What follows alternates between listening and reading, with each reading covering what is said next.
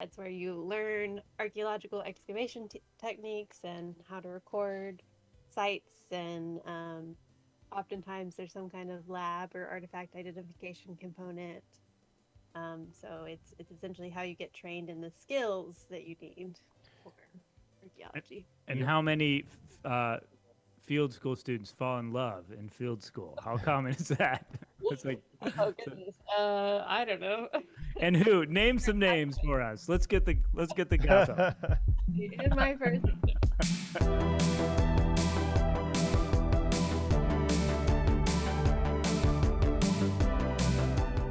Welcome, everyone, to Archaeology Arcade, the online program of the Florida Public Archaeology Network, where we sit down with an archaeologist and play video games. I'm Mike with FPAN's Coordinating Center. I'm based out of Pensacola, and joining me, as always, is Tristan, our public archaeologist in our Tallahassee office. Also joining us is Janene Johnston, and she works with Jamestown Rediscovery. She's been on before when we played the game Archaeology X. Janene, how are you doing? Great, thank you. Thank you for having me again. Absolutely. And so today we're playing, game is a little different from some of the other games, although apparently it does have archaeology in it. So that's why we're playing it. It's called C14 Dating. And here's the little description about this game. It says C14 Dating is a dating sim that combines archaeology, friendships, and love. You play as Melissa Flores, a third-year anthropology student participating in a summer archaeological internship. That sounds really nice.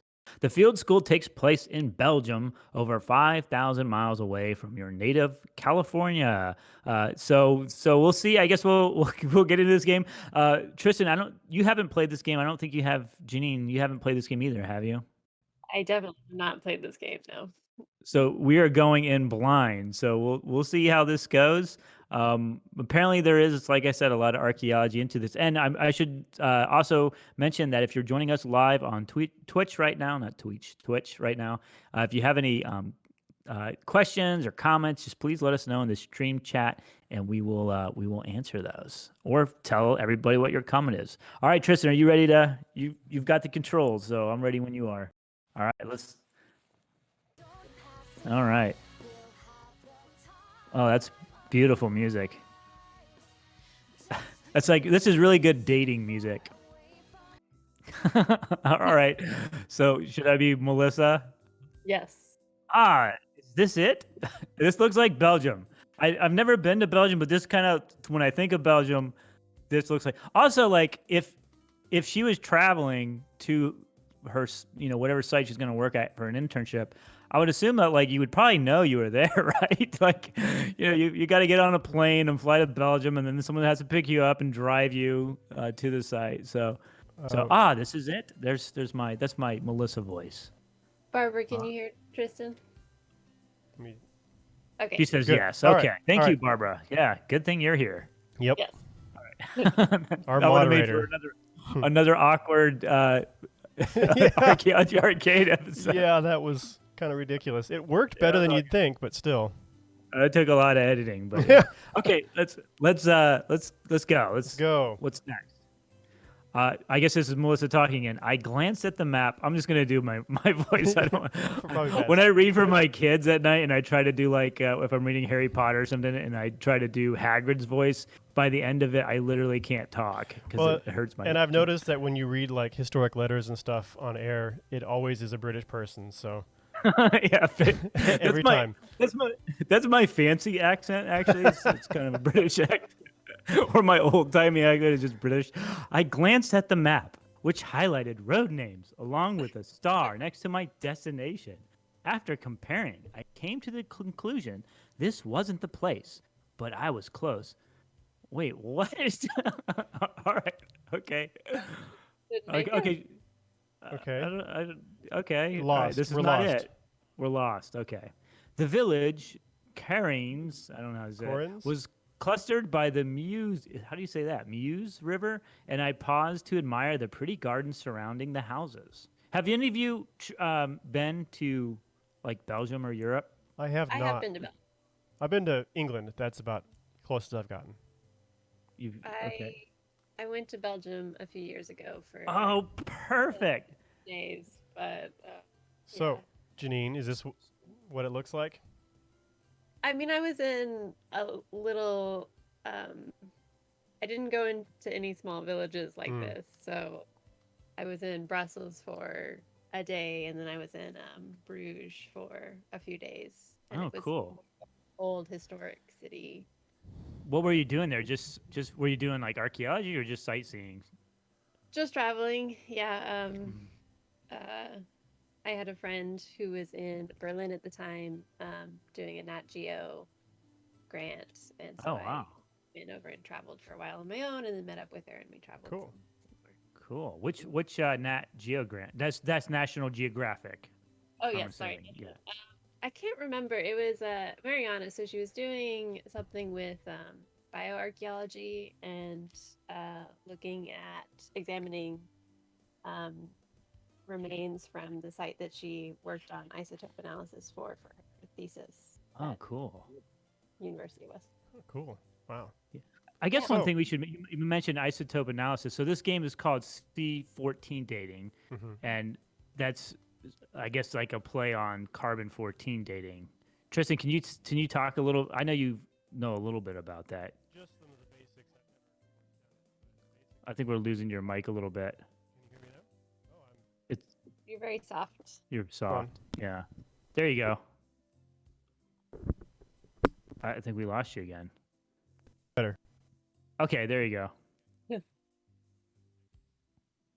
Oh, we lost him again. Okay, well, we're in Belgium, so we'll skip that. Yeah. So we've lost Tristan's voice. So Tristan, if you can hear us, if you can click the next, we'll just read the next one until we can hear you again. Okay, I was oddly calm despite being over 5,000 miles away from my Californian home. The reality of being in another country had yet to sink in. Okay, we can hear you now. Good. okay. All right, so we are feeling a little homesick right now. We're from California. Actually, I love California. It's expensive, but it's a beautiful place. Okay. Okay. Continue, or did you want to talk about carbon dating? Well, why don't you talk about carbon dating really While my mic is working, at least. Yeah, I wanted to mention that in the beginning, but I totally forgot. Yeah, carbon C14 dating or carbon dating, it uses the carbon atom C14, and essentially it tracks the rate of decay of the atom over time, and within a certain time period, we can actually use how much carbon-14 is present to figure out how old something is within a certain range. It does have its limitations, but we have other ways of doing other types of dating depending on what age we're working with. So thermoluminescence, I forget what you mentioned, Janene. Isotope analysis, yeah. So that's what's like usually with human teeth, I think, is what they usually use that with.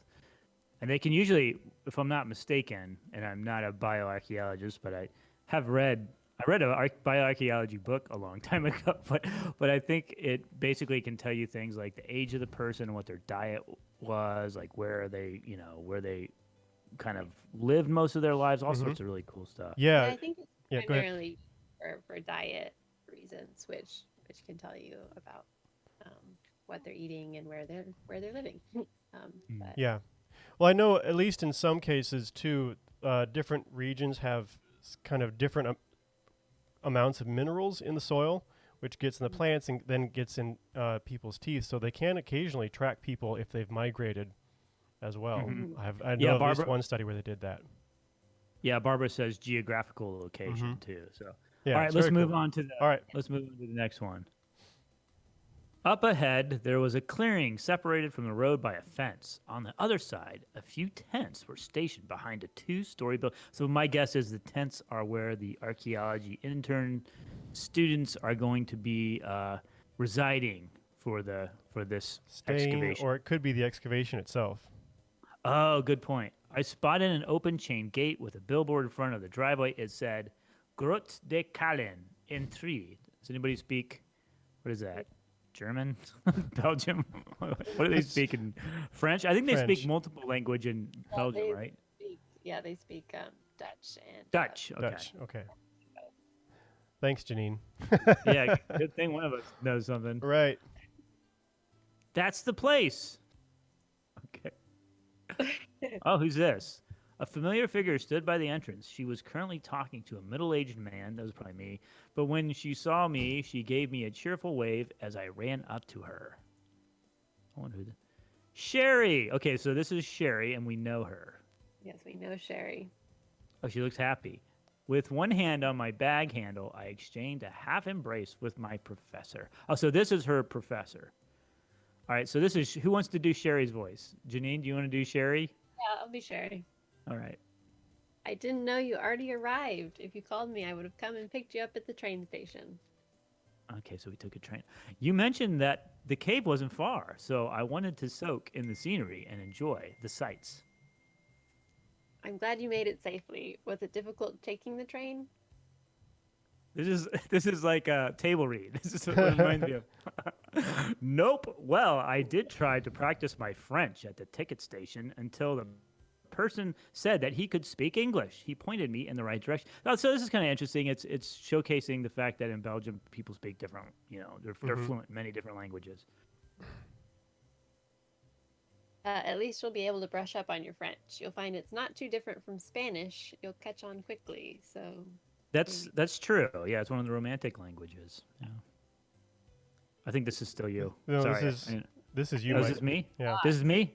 Oh, okay. I groaned inwardly. My Spanish wasn't the most fluent, but I mentioned it in my interview when discussing how I could cope with staying in Belgium without knowing French. Well, so she kind of lied. You should never lie. Embellished. I glanced around, then turned to Sherry. You again, Mike. Oh, it's me. Sorry. Where's she? Didn't she say she would be arriving earlier today, or was that tomorrow? I got an email from her yesterday saying that there was a family emergency. Oh no. Oh, Barbara says that she looks like an archaeologist. Sherry, I guess. Sorry. She does. Yeah. She won't be able to participate. Barbara also says fake it till you make it.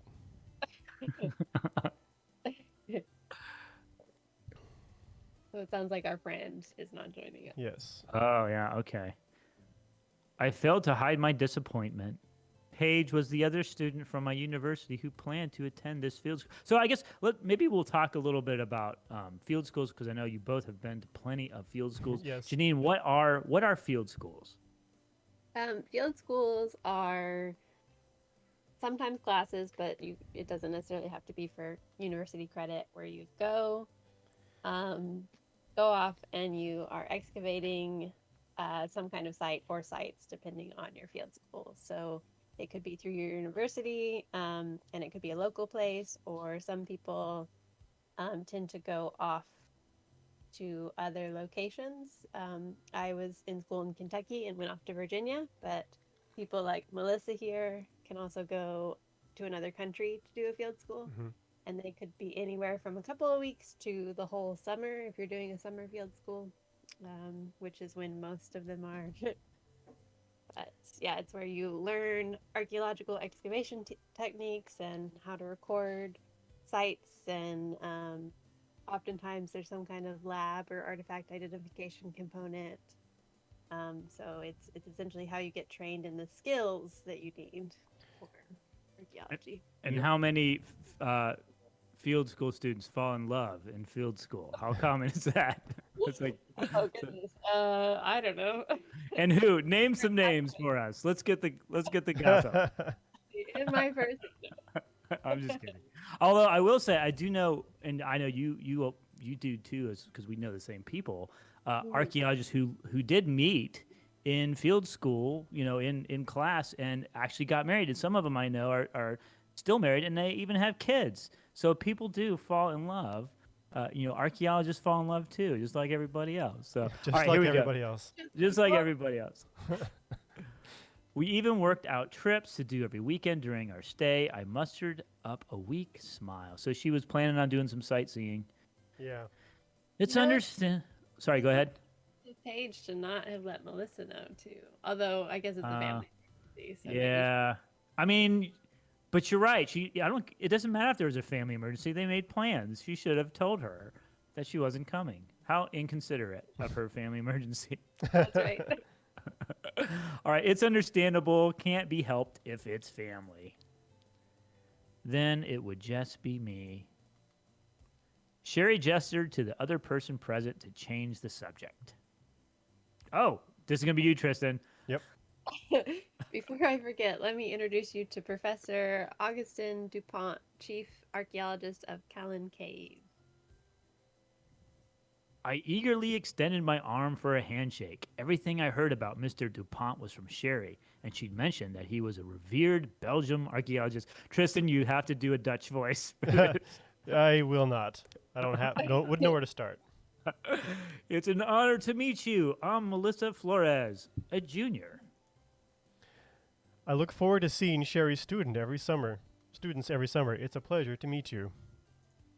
Does sound kind of Dutch, actually. Mr. Right. Dupont spoke with he's got a heavy French accent. Yeah. Comprehending him. So, Oh no, did we lose We're Mike? losing Mike. hello? There we are. Oh, there. You went robot for a moment. Okay. Okay, sorry. Did you hear okay, so I said Mr. Dupont spoke with a heavy French accent, but I had no trouble in comprehending him. So I said you're going to have to do a French accent. I think I will probably not try to offend people. Have you gone over everything with Sherry? When the students from Liege arrive tonight, they'll be getting their first lecture before dinner. Yes. I'll still attend the lecture, though. And Barbara says that he kind of looks like you, Tristan. She's right. He kind of does. Just a bit, I suppose.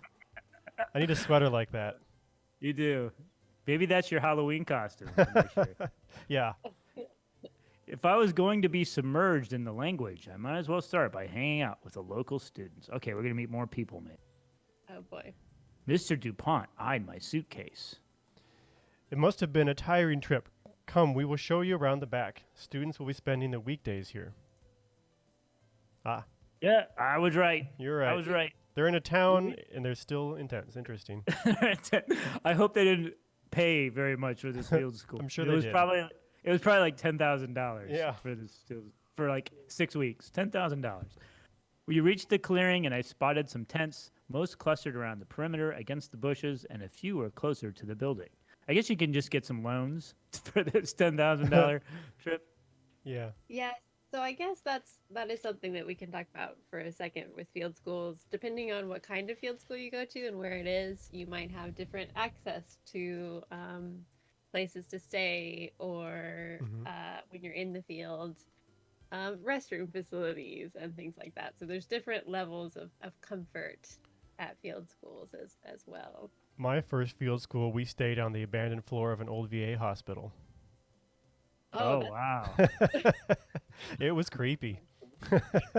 Slept in hospital beds, flickering lights, the works. That's that's amazing. But when you did the University of West Florida's field school, you got to stay at your house, right? Because Yeah. or I guess maybe for Janene you didn't, because was yours out at Natural Bridge? Where did you guys stay for that one? For my first field school, I was at Montpelier, and they have like a house on the property that all the students stay in. But at UWF, I did the Arcadia Field School for my supervisory, and I was just in my apartment in Pensacola. But for my thesis work, which we involved that one of the field schools for, we were going out of town, so we booked like hotel rooms for them for a couple of weeks. And anytime we went over, additionally for non-field school work, it was staying in a hotel room. Mm-hmm. And I suppose in what we presume is a small town, they may not even have enough like hotel and stuff for students, for all the archaeologists. So Barbara says that for her it was student dorms. She was mixed with Chinese students, and it was so much fun. Because I guess she did her field school in China. I yeah. think. Yeah. Oh, I didn't know that. That's very cool. All right, Sherry, you're up. Oh, sorry. Feel free to pick one. These are for the students who don't need their own tents or air mattresses or couldn't bring them.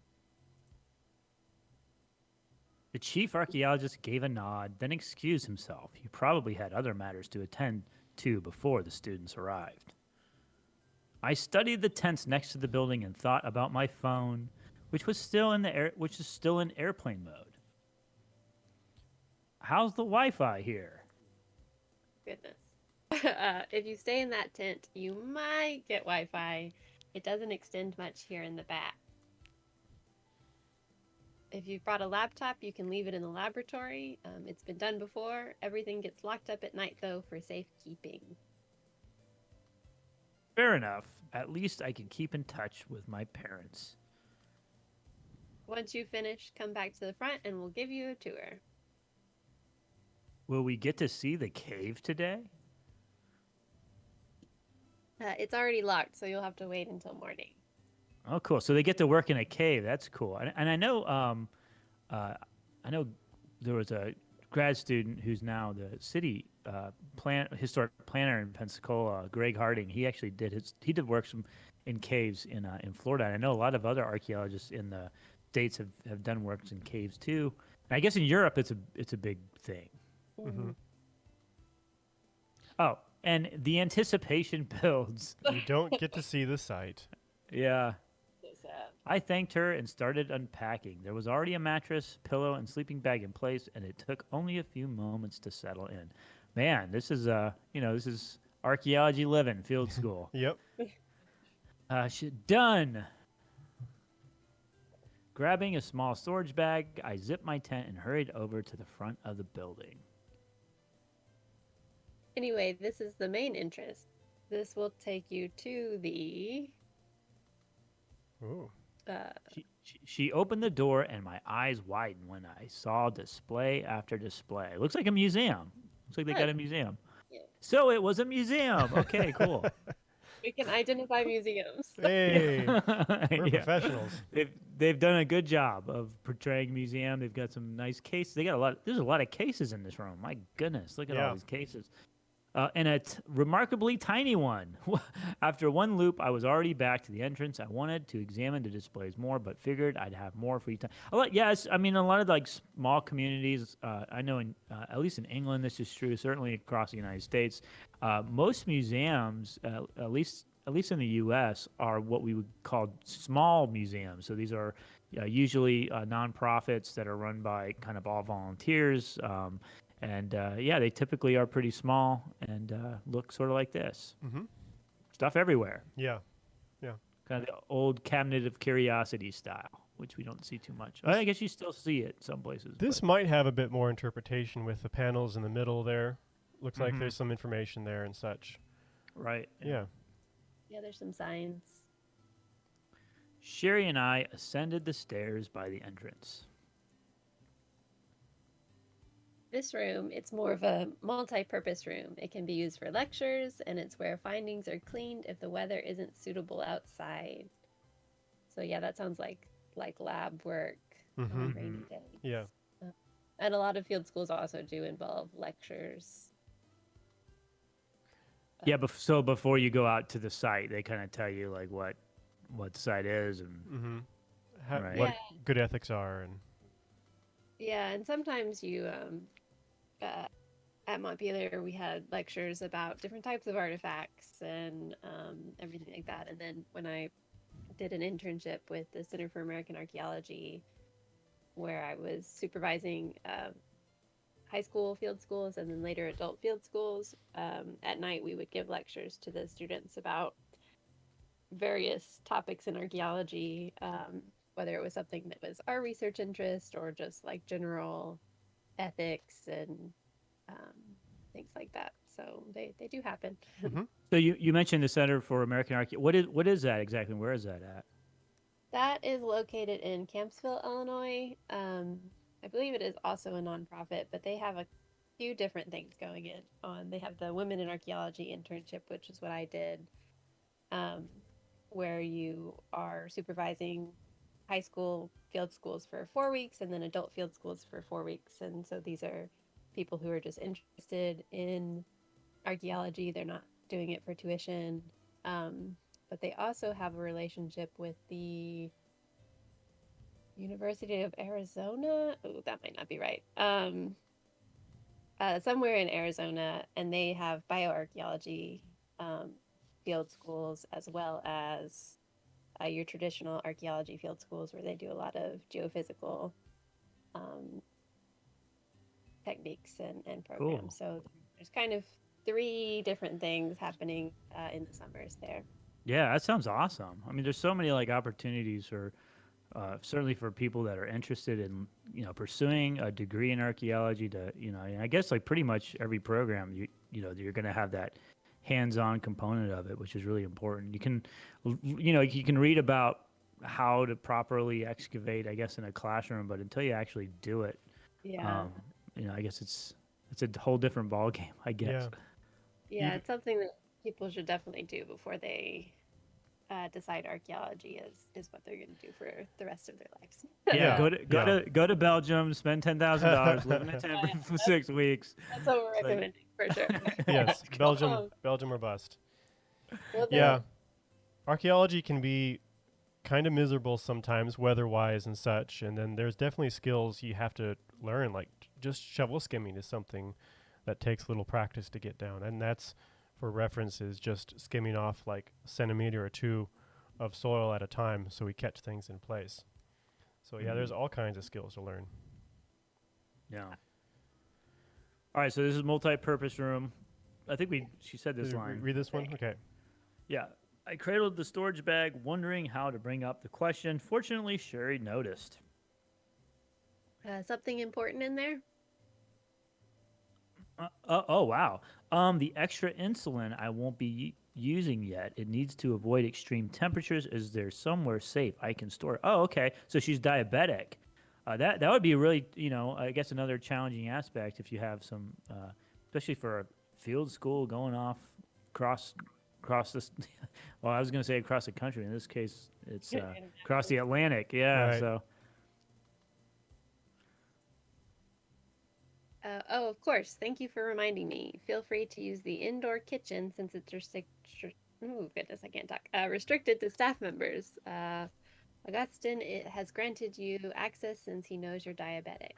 Oh, that's good. So they're making sure they accommodate. Is that something that I mean? It's either you two have had to. I know both of you been supervisors. Have you had to kind of accommodate any health issues ever, or is that something that you haven't had to experience? Had to kind of deal with as supervisors? I haven't as a supervisor, but I've been in the field where it was a concern. And sometimes the part of the problem is people don't tell their supervisor, and so like they can't plan for these things too. Which I kind of get that, but also it's kind of alarming sometimes when someone just falls asleep in their unit, and it turns out there's a reason for that. So Right. Yeah. Yeah, I haven't had to deal with any kind of diabetic related health issues, but things like even allergies, people are allergic to bees and wasps, and you're going to run into those in the field. So sure. knowing how to EpiPen and keeping Right. track, and especially with the high school field schools, making sure they're drinking water, Right. because often don't. But yeah, nothing like this. Do they require you guys to do any like CPR, first aid training at all for field schools, or is that something you just kind of have to do on your own? I haven't had any. Yeah, I didn't have to have any for a field school, I don't think. Yeah, I guess it depends on where you're at. If you're out in the middle of nowhere, Yeah. that might be a good thing to know how to do. But if you're out in a little village in Belgium where there's EMT close by, Right. then maybe not as much. You're just around the back, basically. Yeah. Right. All right, let me read this. She led me to the back, giving me a chance to store the insulin bottles in the fridge. I actually had a dog who was diabetic, so I give him shots in the morning and in the evening time every day. Yeah. You have to do it regularly, otherwise you get real sick. And I'm sure the same thing's true for people. And to conclude the tour, this is the lab. This is where most of the research takes place. It's quite the lab. Yeah. Yeah, I don't understand why Display there's- cabinet is interesting. I don't know why there's a display cabinet in the Yeah. lab. That's confusing. But other than that, And of course, Janene works in a lab right now. She's one of the curators. What is your title with Jamestown Rediscovery? it's collections and curation assistant, I believe. Yeah, Curatorial assistant, right. essentially.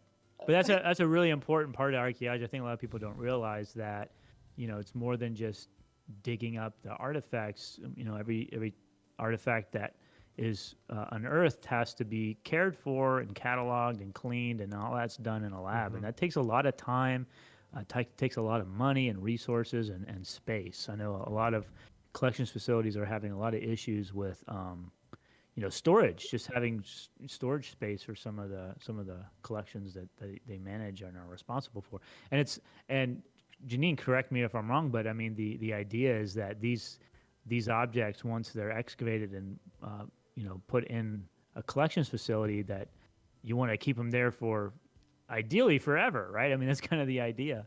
Yeah, you're essentially keeping things and caring for them in perpetuity. So you're really responsible for the artifacts, and you have to not only store them, but you mentioned caring for them. That's not just washing and cleaning. You might have artifacts that need to be conserved. So if you don't have a conservator, then you have to hire that out, essentially. So there's a lot of stuff that happens in the lab and around the lab. Yeah, I think the pearl of wisdom I've heard is every 1 hour in the field requires 7 hours in lab work or writing reports or preparing outside of field work. So it's a lot, really. Yeah, I've heard a similar thing using months. So like every 3 months in the field is 9 months of lab work or something. Wow. I believe the 1 versus 7 hour thing a little bit more. I don't know where I heard that from, so take that for what it is. I've heard some. I feel like I've heard a different one, but it's in weeks. So maybe we all heard different. It's like for every week in the week in the field, it's 3 weeks in the lab or something like that. So I guess there's like a percentage. Yeah. And then maybe I guess it depends too, right? Okay, so she says, how many students will be here?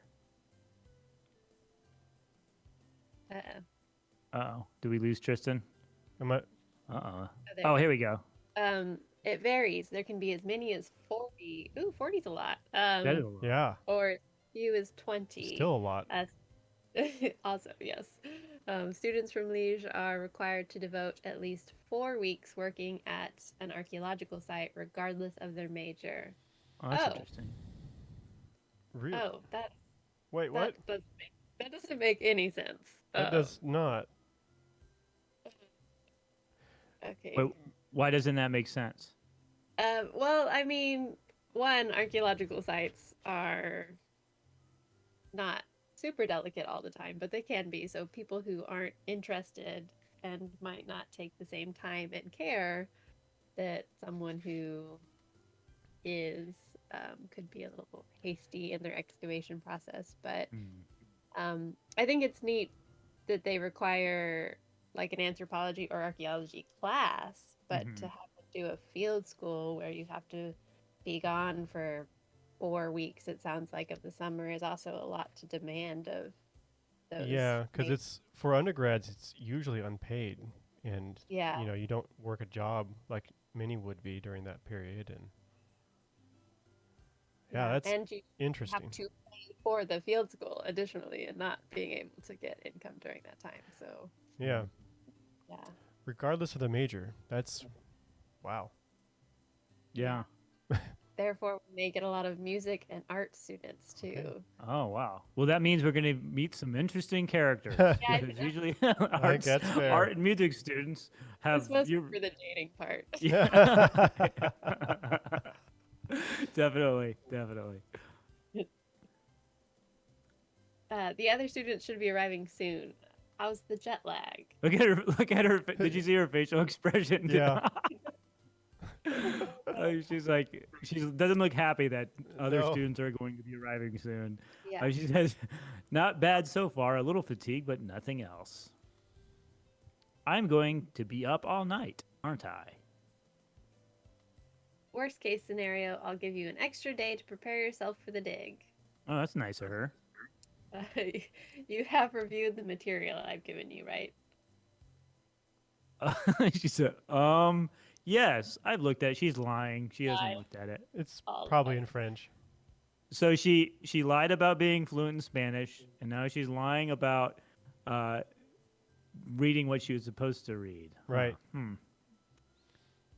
Is there anything else you'd like to go over? It has been a month since my last lecture.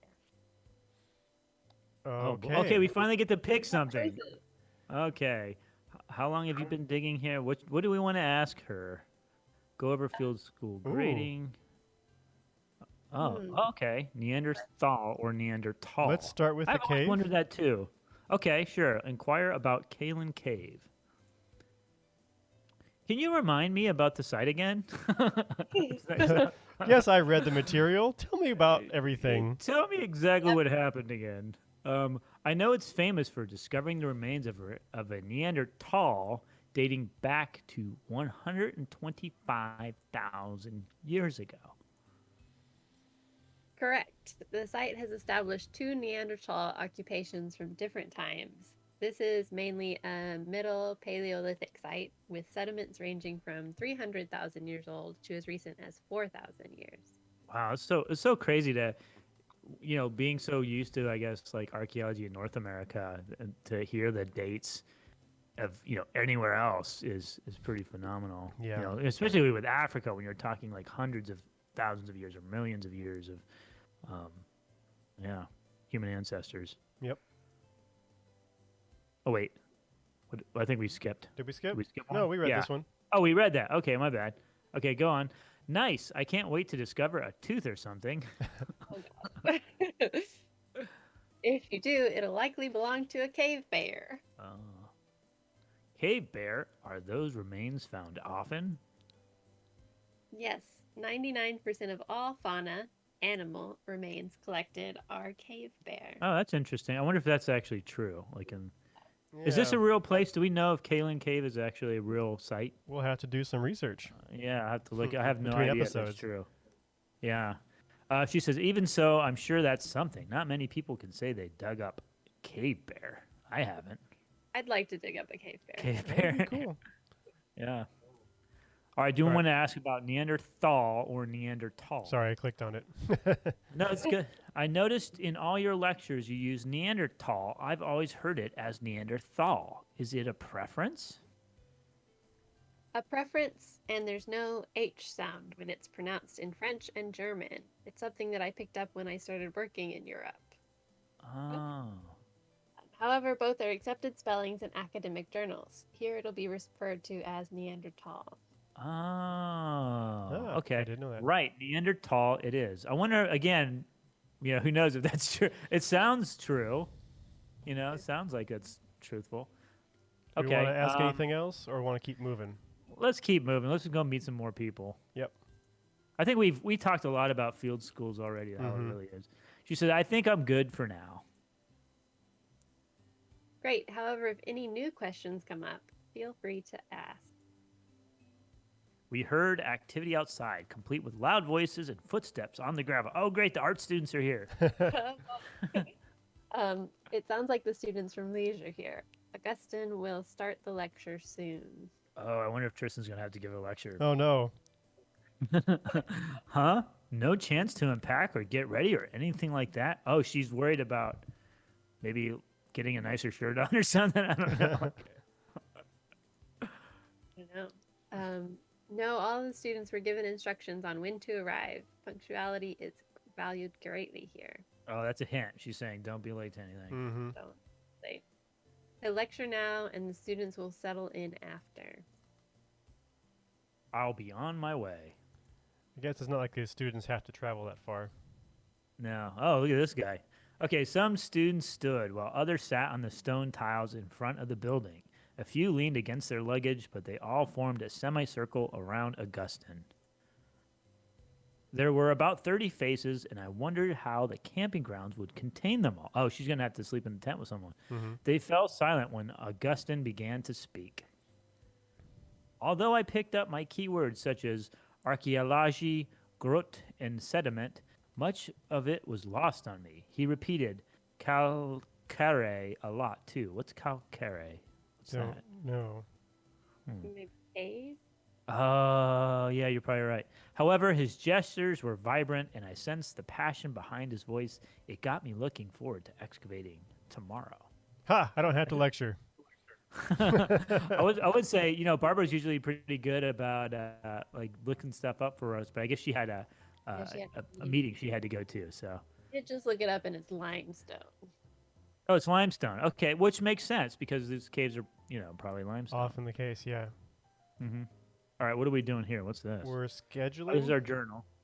Okay, so we have to do something. Monday, what should we do? Study? browse the internet? Yeah. We better browse the internet because we didn't really read what we were supposed to. So we better look stuff up on the internet. Yeah, the trowel makes me think we're supposed to be Oh, we're supposed to. Okay, excavating, gotcha. but I don't see that as an option. So maybe. What do Do you we think? get to make our own schedule? Is that what we get to I do? guess so. But there's no, Diligence. right, there's no arc. Oops. Oh. Study. Attending a lecture count as study? Yeah. Yeah, Okay. I would think so. So, and then during the day, inquire? I don't know. Yeah, this is interesting. And socialize a rugby in the evening? Probably socialize, huh? Yeah, Uh-huh. supplies right now. Oh, Oh, wait. that just changed. Wait, what? Oh. Okay, I reset it. All right. Okay. Inquire, socialize. Are we supposed to like pick the right combination of things, or it just doesn't matter? It does, but I don't Looks- know what the rules Looks are like here. you've got stats down at the bottom, and Right. each of those things was adding to your different stats. So Oh. you want to be cultural or rational or empathetic. And and I think typically you have like the culture guy. So if you want to date the culture guy, you get the culture points and that kind of thing. Okay. Since we're not too worried about that, we'll just worry about being a good Yeah. archaeologist. Right? Yeah. We have to keep scheduling. Yeah, Maybe we have to do the whole week. Yeah. Oh my! All right. So out of all these stats, which do you think is the most important for archaeologists, and which is the most important Oh. for dating? Ooh. I see. So the red is increasing. So like research, studying gives us diligence, but it gives us stress as well. Stresses us out. Internet Okay. reduces stress. Empathy. Okay. Ooh, socialize gives us good stuff. Yeah. As we've all come to find, especially with COVID, how important socializing. Yes. Yes. Mental health. Yeah. Uh-huh. I started talking to myself a lot. I'm like, this is probably not good. Talking to myself. Well, my wife sometimes she's like, "Who are you talking to?" And I'm like, myself. Talking to myself." I'm just gonna kind of do what sounds good, if that's all right. Just Yeah, kinda it's okay. to Yeah, I think get just us random. moving through. Yeah. What next to the stats? You see where there's that square and it says RCE. Oh, that's the I'm assuming, yeah, that rational. Okay. Shows you weight.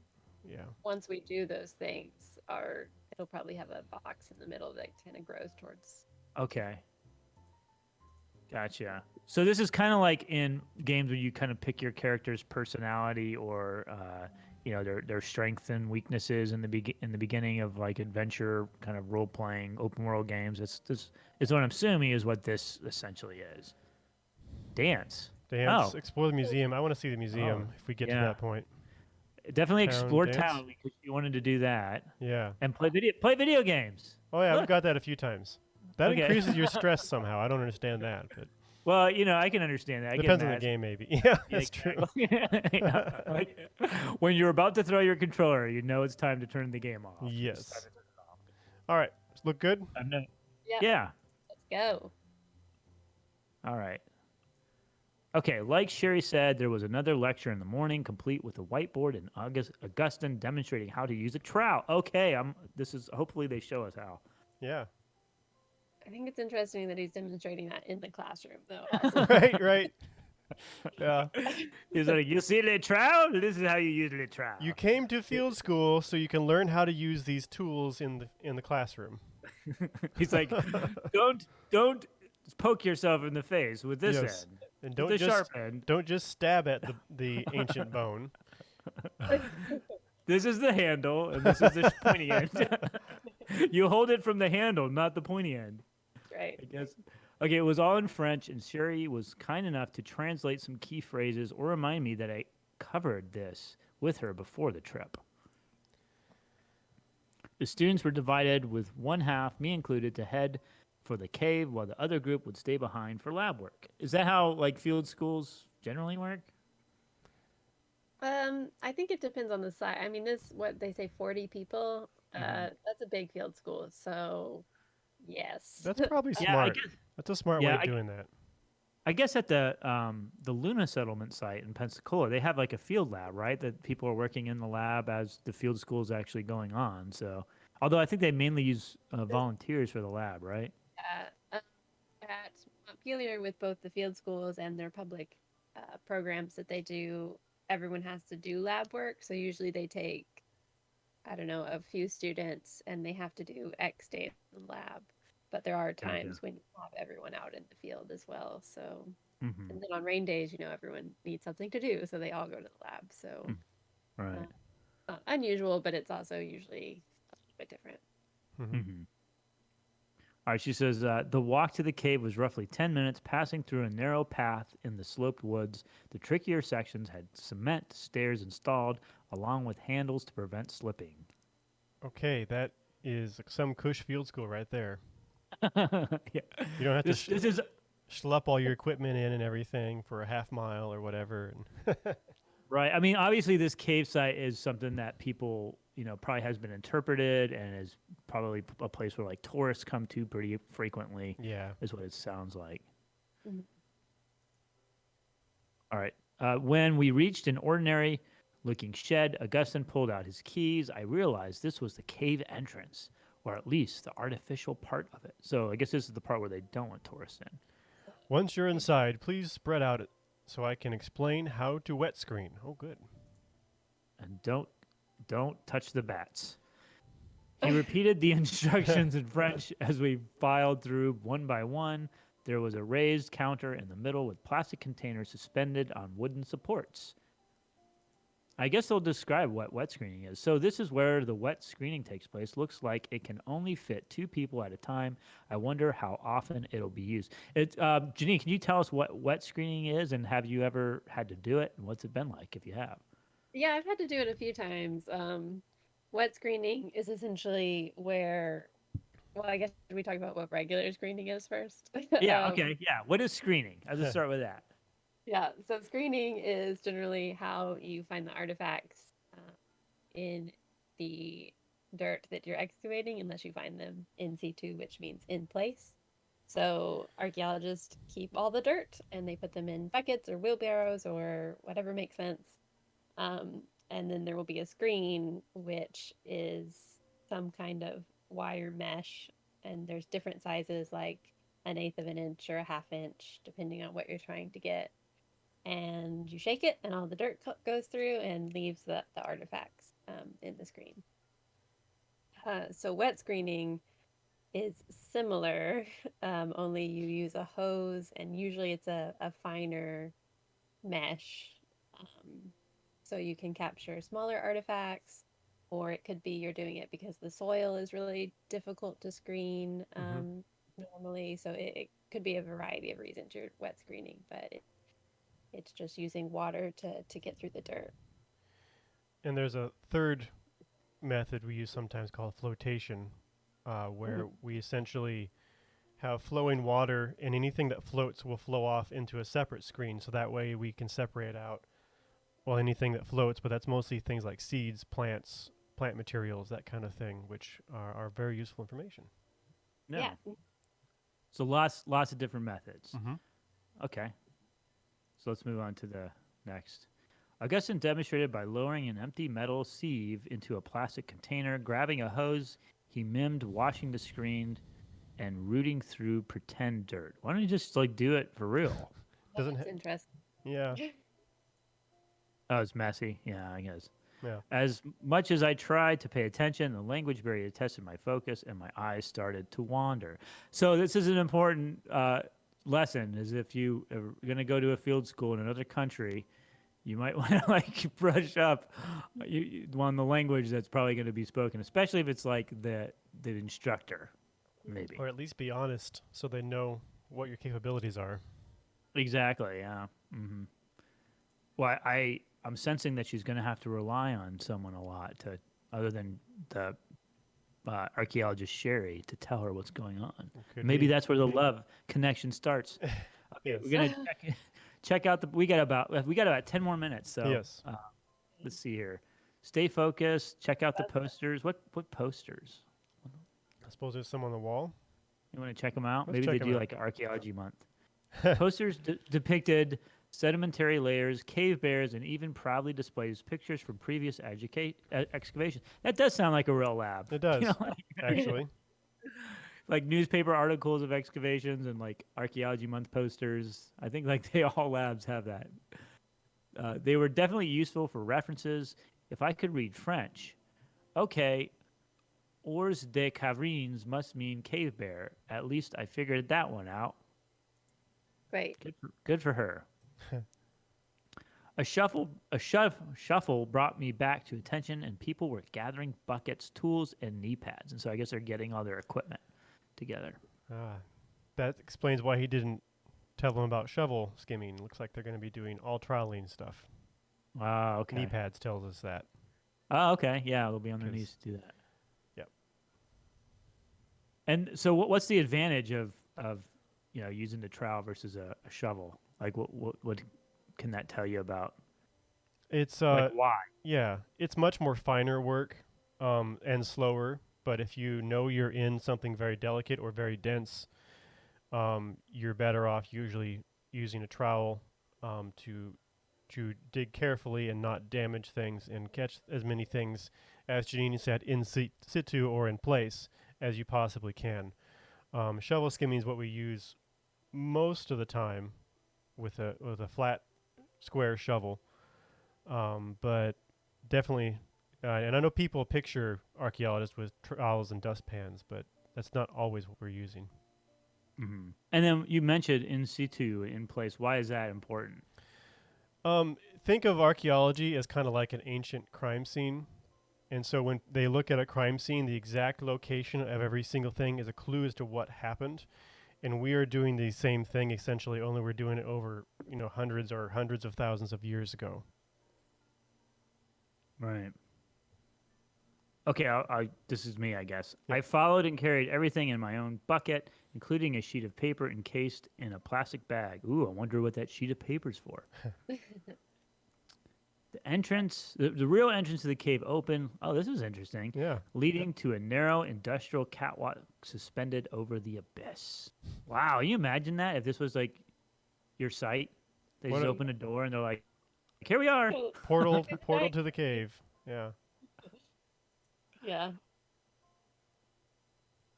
Once I walked through, the temperature dropped to a cool chill, and I zipped up my hoodie. And yeah, so that's definitely the case. If you've ever been to a cave, it's usually the same temperature year round. It's quite cool. Like usually, I think at least in the caves I've been in, it's in the lower 60s, upper 60s, and usually not pretty dry. And I think maybe that's why the preservation in caves tends to be pretty good. Mm-hmm. Once I walked through, the temperature. Oh, yeah, I already did that. Okay, Oh. she zipped up her hoodie. But it's a trap. It's a trap. Buttery It's a barnacles. trap. Run. Well, I think you've already fallen for the trap this time by paying the $10,000. They got you.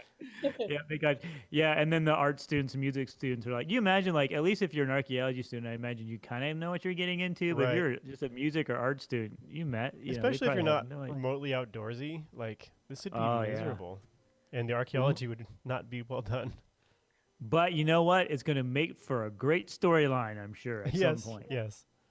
Yes, absolutely. Augustine directed students to various locations while Sherry carefully slipped by and I followed. The cave opened up farther in with numerous stalactites and stalagmites everywhere. the catwalk railing disappeared where the ladders connected, and when it branched off into other segments of the cave. This would be a really cool site to work at, No wouldn't it? kidding. Sherry, where will I dig? Sherry leaned over the railing and pointed to one of the deeper parts. You'll be digging here. It's a 125,000-year-old layer, the very same one where they discovered the Neanderthal mandible. Ooh. Oh, cool. Oh, quick Neanderthal news. It was just announced that they discovered Neanderthal remains in Italy. Oh, cool. So if you're interested in that, do a quick search for that. It should come up. I think it was only like in the last week I saw articles on it. So Cool. Yeah, we'll have to maybe we'll post that when we put this on our YouTube channel. We can post a link to that article. Yeah, that's awesome. What? I'll be digging in such an important place already. I leave this girl who's never probably dug before. She's probably about the best though. Is she's actually an archaeology student as far as we know. True. Yeah, maybe that's true. Maybe if she's now she says she's a junior, so she's just an undergrad, or is she a grad student? Yeah, undergrad. So still, it's like, I guess, they have to go through, undergrads will have to go through some field schools. Yeah. But I mean, at least I would put what you'd think to put at least an experienced grad student doing something like that? Yeah, hopefully they're closely monitored. Yeah. Yeah, so far I've only seen Sherry and Augustine, but maybe there's some kind of supervisor other than those two. Who knows? Yeah, can you imagine two people trying to wrangle 20 brand new students at a field school?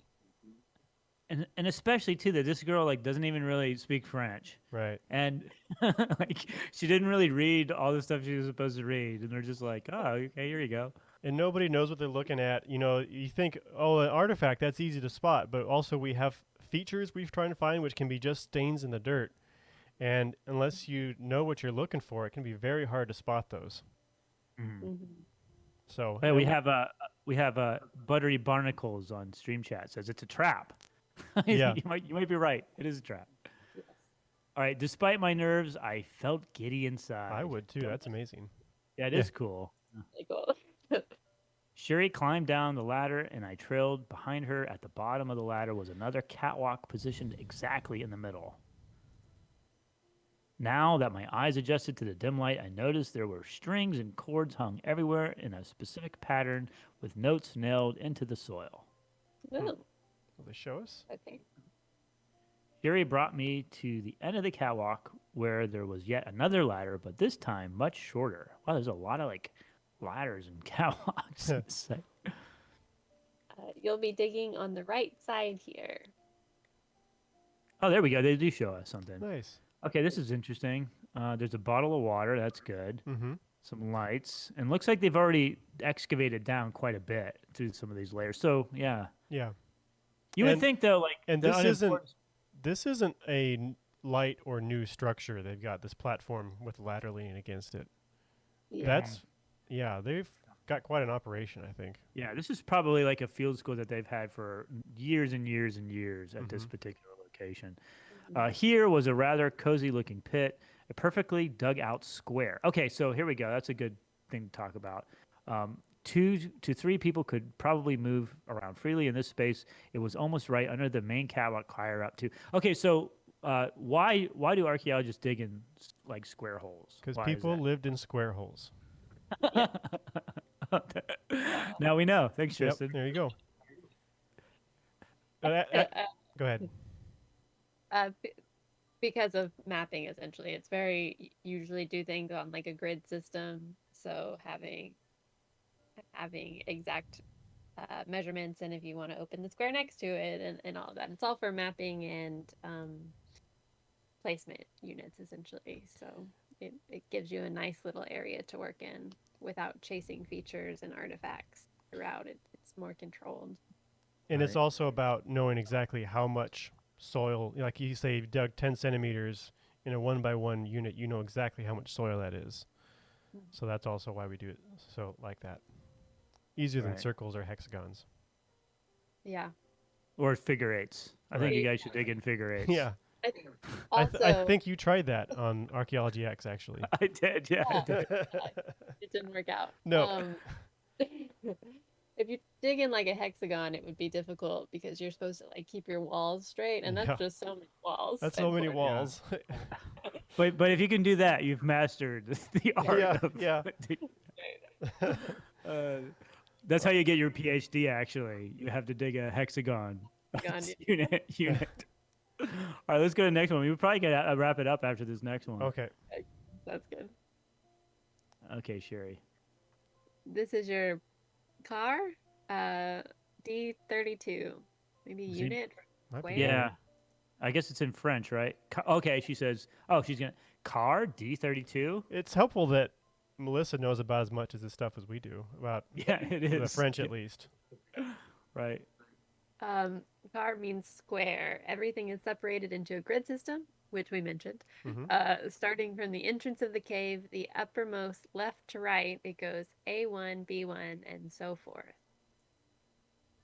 Makes sense to me. Although, as we talk, we could do a hexagon. It'd be a lot more difficult. It explains all the lines dangling from the ceiling too. They're for measuring. Ah, now we know. Oh, interesting. Why are they dangling from the ceiling? Huh. Correct. Shall we take a closer look? The photographs for this row should be done already. Ooh, Yeah, I'm stuck on that dangling ceiling still. But Yeah, it's strange. Maybe we could look at that and then stop for the day. Yeah. Okay. I'll be right back. You can go ahead and set your items down. okay, this is a good Okay. stopping point if we want to stop Yeah, I think there. this is a good point to stop. Yeah, Okay. we've, this is a. So what do you guys think of this game so far? Yeah, let's save it. Yep, saved. Yeah, Janine, what do you think so far? It's interesting. I was hoping we'd play a little mini game, an archaeology mini game today, but we'll have to save that.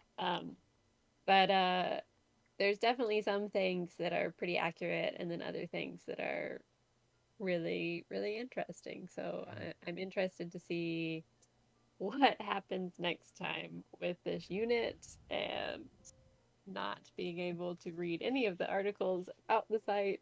See what happens.